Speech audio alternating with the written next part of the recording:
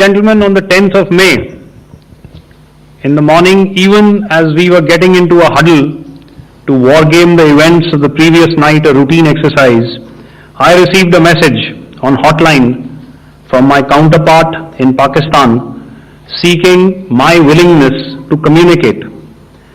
Since our initial aim was to strike at terror camps and all our actions in the subsequent days were in response to the intrusions and violations by the Pakistan Air Force and its army, it was decided that I would indeed speak with my counterpart. You are already aware, I've seen it being covered on national television, that my communication with the Pak DGMO was conducted at 15:35 hours yesterday and resulted in cessation of cross-border firing and air intrusions by either side with effect from 1700 hours 10th of May, after he proposed that we cease hostilities. We also decided to further speak on the 12th of May, that's tomorrow, at 1200 hours, to discuss the modalities that would enable the longevity of this understanding. However, disappointingly, and must I add, expectedly, it took only a couple of hours for the Pakistan Army to violate these arrangements by cross-border and across the line of control firing, followed by drone intrusions across the expanse of the Western Front through last night and in the early hours of the morning today. These violations were responded to robustly and dealt with as they must be. We have earlier today sent another hotline message to my counterpart highlighting these violations of the understanding between the DGMOs on the 10th of May and our firm and clear intent to respond to these fiercely and punitively, if repeated tonight, subsequently or later.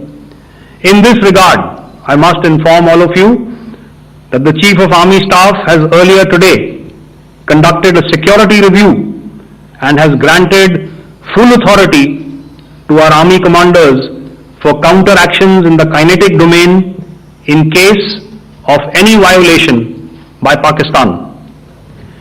In the end, I pay my solemn homage to my 5 fallen colleagues and brothers from the armed forces and civilians who have tragically lost their lives in Operation Sindoor.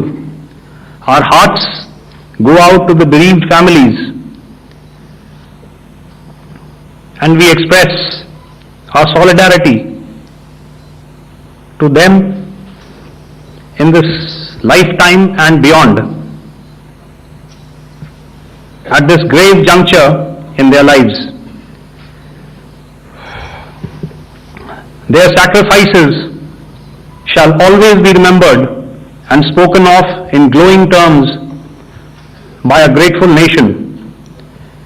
We have thus far, ladies and gentlemen, exercised, and my colleague Pramod highlighted this, immense restraint, and our actions have been focused, measured, and non-escalatory.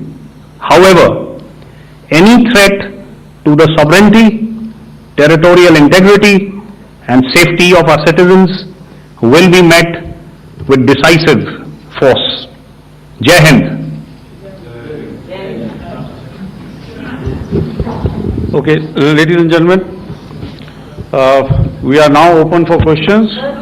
All right, now since I would not know all of you, I would expect you to please raise the placard or your hand, and once I indicate, I expect you to please give out your name and the media group that you belong to. Keep your questions short so that we can take as many questions as possible. Also, ladies and gentlemen, kindly bear in mind that confidential aspects may not be answered